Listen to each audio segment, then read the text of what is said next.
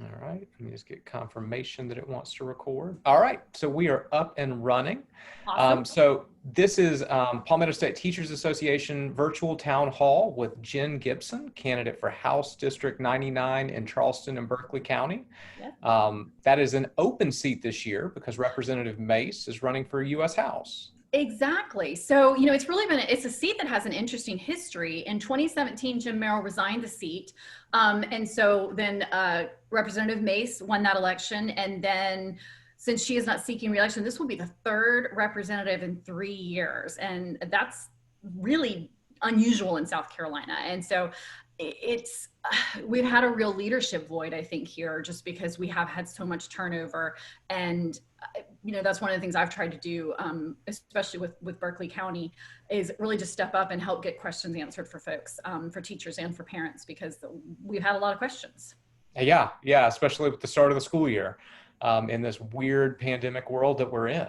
Mm-hmm. So let me just start by asking you to share a little bit about your professional and personal experiences and how they lead you to believe that a strong education system is essential in South Carolina. Yes. Well, my granddad never learned to read or write. He was a coal miner in West Virginia. And so I have a deep and abiding understanding of, what life looks like if you don't know how to read or write. I was the first person in my family to graduate from high school. So I also have a really, deep understanding of how difficult it can be to be first. I was, going through high school was pretty typical, pretty normal for me. College was a whole different experience. I don't think you know what you don't know until you get there. And I found college to be a really difficult experience, but I'm glad I stuck with it and graduated. And it was a really exciting time in my life. But yeah, I think I bring a unique personal perspective when we talk about education and think about education. I was very fortunate that I went to South Carolina public schools. I got a great education in the 80s and early 90s. Things I think have changed since then. So that's a little bit about my educational background. And I started off in life as an insurance agent, and I didn't love it. So I also realized that it was difficult in the early 90s to be a woman in corporate America. And so I kind of went the route of being a small business owner. And so I started an interior decorating firm. I did that for years. When I had my son, I realized that I really wanted to stay home with him. And so I started a travel agency right at the time that online travel agencies were getting started, which probably wasn't the smartest thing. But I did that for about 10 years. And I left that job actually shortly after I lost the 2018 election. I just realized that my life was going in a very different direction. And I now am the director of philanthropy at Trident Literacy Association. So literacy is that important to me. I do understand what a huge impact, when all these kids that we're fighting for eventually grow up to become adults. And so now I work with the adults that, really were kind of failed by the system, be it just because of, where they grew up or just life circumstances that happened. And I love doing that. It brings me a lot of joy. Awesome. Well, thank you. Thanks. And that's exciting, the literacy background down in Yeah. And so just totally unrelated. It's just weird how things work out. My mother-in-law actually started that organization 48 years ago when my husband was a toddler. And so obviously it was on my list and I was already on that board. But when that opportunity, when they needed somebody, I said, this is the time that I'm ready to kind of step in and fill that role. And so I went full time for them. So. That's great. You will hear no objection from teachers across South Carolina about the importance of literacy. So that's fantastic. And kind of pivoting toward teachers. Our association believes that our state is in a teaching shortage crisis. Yes. The data is clear. We're losing over 6,000 teachers per year. Last year, our schools opened with 555 teaching vacancies. And we think that is one of, if not the most important issues facing South Carolina schools. So if you would you share a little bit about your beliefs on what the state should be doing to address our teacher shortage crisis? Yeah, so one of the things that I did when I decided to run for office is I volunteered at a public school because I just felt like that was something that I needed that experience. And so I spent a lot of time in North Charleston High School. And one of the things that I noticed was, they are really feeling that lack of teachers there. So I was in an algebra class that didn't have an algebra teacher for weeks and weeks and weeks. And when they finally did get one, it was an exchange student, and there was a language barrier. And so these were already kids that have been marginalized and are very vulnerable. And, they're getting a teacher that is new and untested and is, learning the language as they go along, which it's great that we're providing that opportunity, but we also need to make sure that we're meeting the needs of these kids. So that was kind of you hear it, but until you see it, until you feel it, until you talk to the kids and see kids, with their earphones in front of a computer and you being the only adult in the room. And I don't even think I remember how to do fractions. So that's probably not the way they're asked to be done today. Yeah. So, I think, that really brought it home for me. So without a doubt, we need more teachers. When this whole discussion started happening, when I started talking to the Berkeley County School Board, I said, y'all need to understand that we were facing a teacher crisis before this. And, we're not really in a position of bargaining right now. I think that was something I think a lot of school boards, the Department of Education, a lot of businesses missed when they talked about this, that, teachers have really been putting out the max and not getting what they have earned. They're not getting things that contractually were promised to them. And so, every person reaches a breaking point where they say, you know what, this isn't really what I signed up for. I love teaching, I love children, but there's a better way I can use my talents. And so I look to teachers to tell me, like, how do you fix that? So number one, we need to pay teachers what they're worth. And so that means, we pay them what they can make with with that educational background out in private industry, because we have to be competitive. We can't count on the love of teaching and the love of children to be part of a compensation package. I know that it exists for teachers, but that is soul crushing. So, even if you love it and it's your passion, you're going to work, you're doing things that are tough some days. And, sometimes just knowing that you're appreciated is that little bit extra that gets you through the day. So number one, we got to pay teachers what they're worth. I would also say that we really have to get creative about recruiting teachers through the education system and really talking to teachers about what kind of teachers we need. So, when I hear, oh, we need teachers, we don't need every kind of teacher. I mean, there are some kind of teachers that we have enough of. And so we really need to be talking to college freshmen or maybe even high school seniors about, what can you teach? What does it mean to be a teacher? And really getting in with, college programs and, really working with departments to understand what do schools need, what kind of teachers do they need, and help direct those students into those tracks, because that's an important piece of it. We can have 100 elementary ed teachers, but if we don't have a science teacher to teach high school, that's a problem. And so I think that we can work with people that already have a passion for the field or already in that track and help them understand how they can be more marketable as a professional. We can tailor scholarships, we can tailor grant programs, loan forgiveness programs, all of those things. And I also really want to make sure that we are pairing new teachers and mentors together in a variety of different schools, because we can't just say, well, we're going to pay your college tuition back. We want you to go teach in a Title I school where, it's vulnerable and the walls are falling down and you're not going to have all the resources you need, but, pay your dues and then you can move into a good school. That mentality isn't really going to work for our students. And I think that's a problem of equity. And I know there's a lot of great mentor teachers that are teaching in these schools, but, really making sure that we are incentivizing mentors to go into schools that have more challenging conditions as well. Not just for these new teachers, because we really need, we need those new teachers to have mentors. We need new teachers to be in more established programs so that with really solid principals and teachers that, where things are just kind of moving along flawlessly so they can really get their feet wet. I'm not sure that putting a brand new first year teacher in a really challenging school environment is the way to keep that teacher in the profession for the rest of their life. So sure. That's another thing I've just kind of noticed when we have these discussions. So when we talk about these incentive programs, I think we need to be a little more nuanced and a little more sophisticated about it. So teachers are getting what they need and students are getting what they need. Yeah, that's a great point. Not just recruitment, but also retaining them. Yes.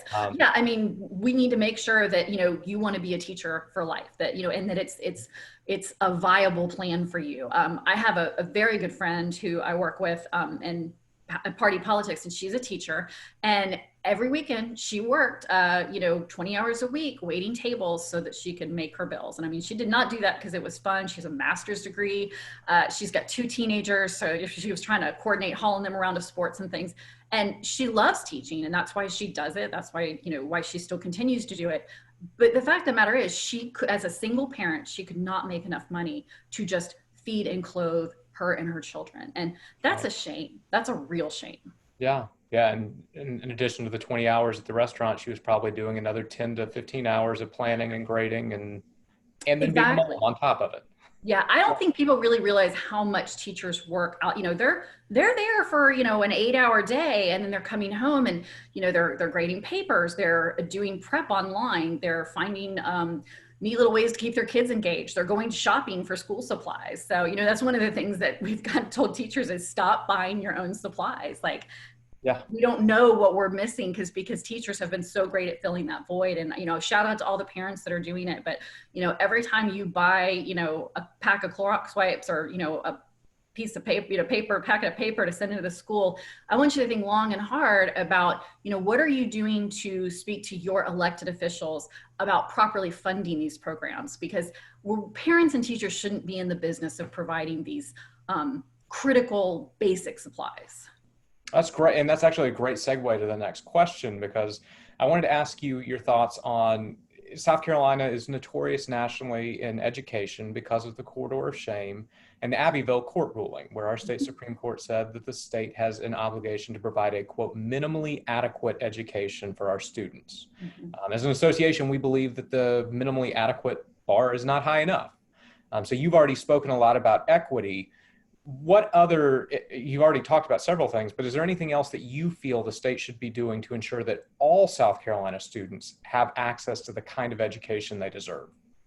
So I want to be clear that South Carolina, we need a top to bottom overhaul of our education system. It is fundamentally broken. It is going to be a lot of long, hard work, but it really should be the number one focus of the legislature because it is our largest tax expense. It's what we spend more, we collect more taxes and spend more taxes on education. It's how we recruit businesses to the state. It's how we, you know, keep students that grow on to become professionals, whether it's, you know, your air conditioner repair person or your pharmacist.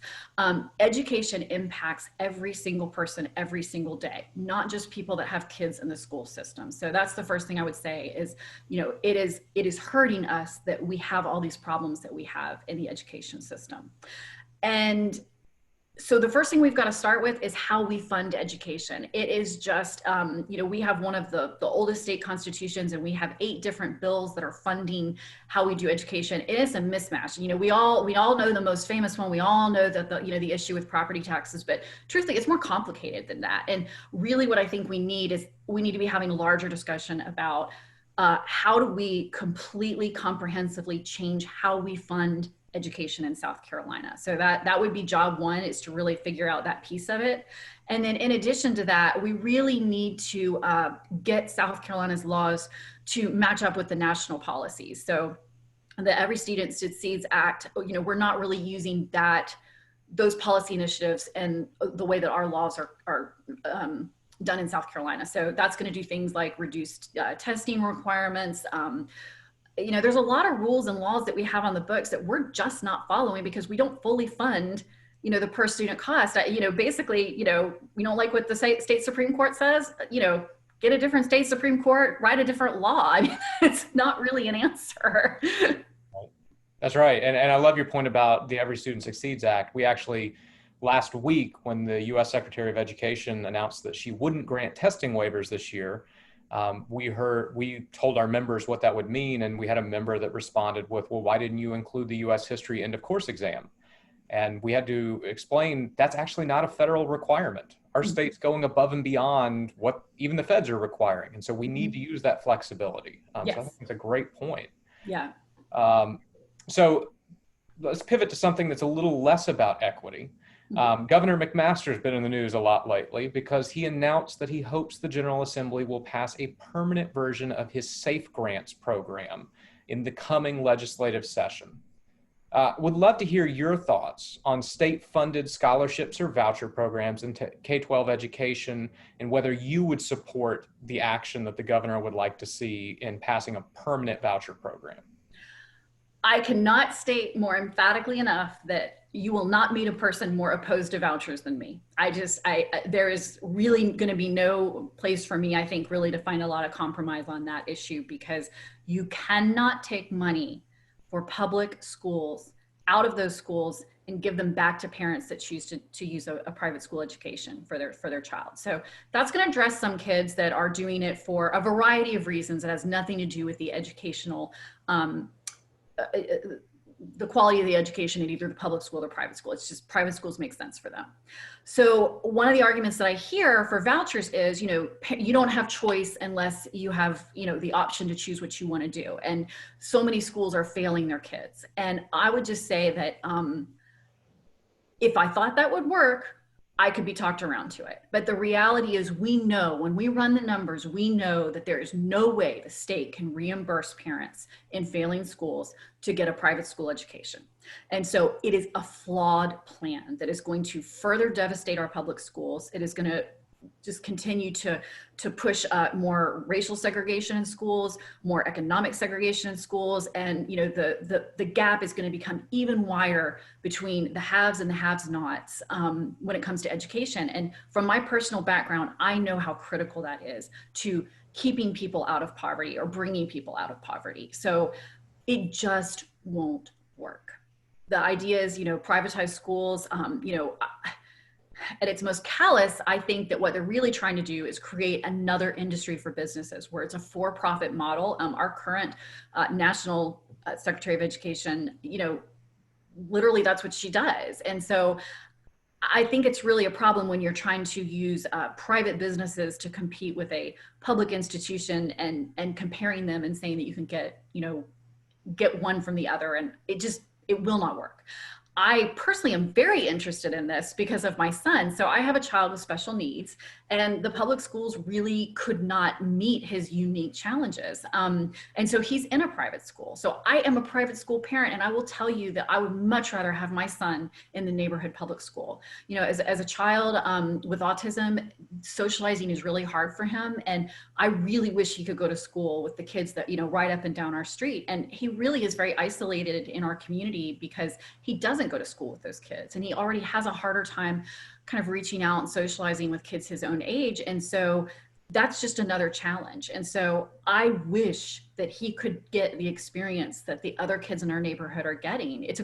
Philip Simmons is a great school, but they just haven't been able to meet his unique accommodations. And it goes back to that minimally adequate education. They can meet some of his needs, but are they going to meet all of them? No. They're not. And so, we really feel forced into it. And that was one of the reasons I decided to run. I couldn't fix it for my family and say, all right, we're in a good situation now, it's time to walk away. I just realized there are so many other parents that didn't have the option that I had. And so we got to fix it. We got to make these schools great for every kid.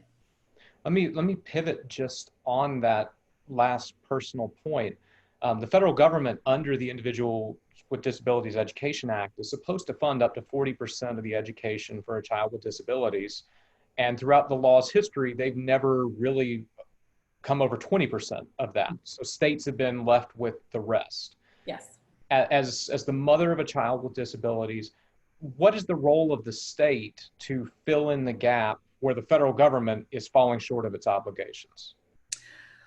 Well, I think that they need to close that gap, whether it is by working with the federal government to get the proper funding. One of the problems that I have seen with the state General Assembly and with our governor is they have not put the pressure on the federal government to meet those requirements. If anything, I've actually seen them send money back to the federal government in an effort to look like they're saving us money, making our taxes more effective. So that right there, I'm not saying that South Carolinians need to come up with it. What I'm saying is, if the federal government has made a commitment, we need to follow through as a state and make sure that they're meeting that commitment. So that would be the place that I would start, is I would actually hold our federal government accountable to provide what they are providing for other states. That would be job one. And then job two would be to, work with districts, work with teachers, and find out, how can we meet those needs of students that, really do have very unique individual needs. But just because a kid is a little bit different and not going to fit in that bell curve doesn't mean they're not worthy of getting a great education. Absolutely. So the one more topic I had just kind of preset is the last year in the General Assembly has really been consumed by the quote unquote education reform bill. It started in the House last year and came to the Senate this year. And S419 passed the Senate, didn't get through the House before the pandemic struck. But there have been members of the General Assembly that have indicated they'd like to see this large education reform package broken up into individual topics. So, as a member of the General Assembly, what topic do you feel would be most pressing for the General Assembly to address? Could be within the existing reform bill, or it could be outside it if you think that there's something else that should be addressed. Well, I would not break it up into smaller pieces. I do think that in a lot of ways that is a mistake, that this is, knowing what I know about anything systemic, it's that things cascade onto each other. And so many of these discussions need to happen in concert. So I can understand breaking, I would break apart how we fund education, and then I would, breaking apart from the actually how schools are being managed. But I think you probably really do have to start with teachers, with that piece of it, and really solve the teacher crisis, the shortage crisis, because we're seeing that right now. We do not have enough teachers. And we're really going to start to feel that as this year moves on. We know that, we have never been in a situation like this before, and it has been made much worse by the fact that South Carolina has not been taking care of their teachers, and so a lot of teachers didn't feel safe coming back. And we were already short teachers before we even got started. So that would be, I think, job one, is to shore that up, making sure that teachers can actually afford to become teachers and can stay in the teaching profession.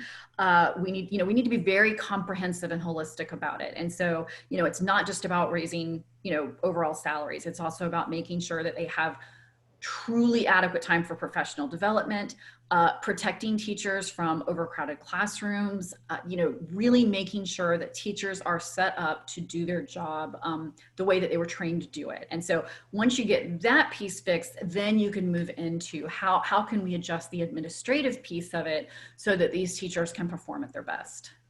Okay. Well, that was kind of the end of my preset questions, but I'd love to make sure that you have an opportunity to share anything that you absolutely want to make sure that our membership knows about you. Yeah, I think it would probably be my position on school choice. And like I said, I feel very passionately about it because I personally am very, impacted. It's one of the reasons, it's probably the primary reason that I'm even running and why I'm even in this race. And it has to do with the fact this it's a myth that, school choice is what parents need to be able to provide what's best for their kids. I homeschooled my son for a year, not because I thought I would be great at it, but it was kind of a choice made out of desperation. And it's really difficult, but it's also, for the most part, most of the folks in the homeschooling community really are not meeting the standards that they need to be meeting. I'll tell you I did a media interview. One of my first things I did when I went full-time at Trident was I did a media interview, and it was with a young girl that had come to get her GED with us because she had been homeschooled, and she actually just really got a certificate of completion and not a diploma because she didn't have, the adequate skills that she needed. And so I'm not saying that's the case with but there are real serious problems with accreditation with homeschooling and with some private schools. Some of them are great, some of them aren't. When we talk about kids that need, accommodations, private schools are not required to do that. I got to admit, like every time I get an email with certain things, I catch my breath a little bit as a parent because I think, ooh, is this going to be something that's, going to be a deal breaker for us? Fortunately, our school is wonderful and, they really work with us and, it's just great one-on-one communication. But I know that I can't go to, I know that my situation is tenuous. At any point we might have to go a different direction, make a different, and that's a really scary feeling as a parent, to know that, we might have to make adjustments each year. And it might involve leaving a school. It might involve moving. I'll be honest with you, if we hadn't found the school that we found, we were gonna have to move out of the area because there really weren't options for us. So school choice is a myth. There may not even be a school in a community in South Carolina that can offer the accommodations a student would need. So, and I'll tell you, all you gotta do is look at Trident. In our community, I believe that the starting tuition is a lot, like around $35,000 for that school for kids with special needs. And so it's, the small credits that we're giving to folks not going to cover it. And so most of the people doing it are like me. They already had budgeted for it. That's not going to be the deciding factor. It's going to help them out and they're going to like it, but it's going to come at the expense of the public school education. And, we don't collect taxes for kids, like for individual kids. Like this money doesn't follow the student. Money stays in the community. It's our tax dollars. The retiree to the 20 something that, you know, isn't even married and not even thinking about having kids yet, they're all paying into the public school system because that is a resource that our community needs to be successful and to keep our property values up and just to basically be able to grow our economy and attract new businesses. So when we start this idea that, you know, the tax money is going to follow the kid, that's just not the system that we have. That's not what we did. And what it's going to do is cripple our public schools. It is not a solution. It is a ill-informed Band-Aid that will create more problems than it solves. And so I think it is probably one of the greatest issues. I know that it is a priority for our General Assembly to get that legislation passed. I know it. Anybody who's involved in politics knows that this is job one for the state legislature when it comes to education. And we absolutely have to stop it. I don't think the stakes have ever been higher for public school education. Well, I think that's a great point to end on. I Yes. would thank you so much for your time. And Thank you. Serve. We appreciate you here at Palmetto State Teachers Association, and best of luck. Thank you. I appreciate y'all too. Thank you so much for all that you do, and stay safe and stay healthy. Absolutely. Thank you. Thank you. Bye-bye.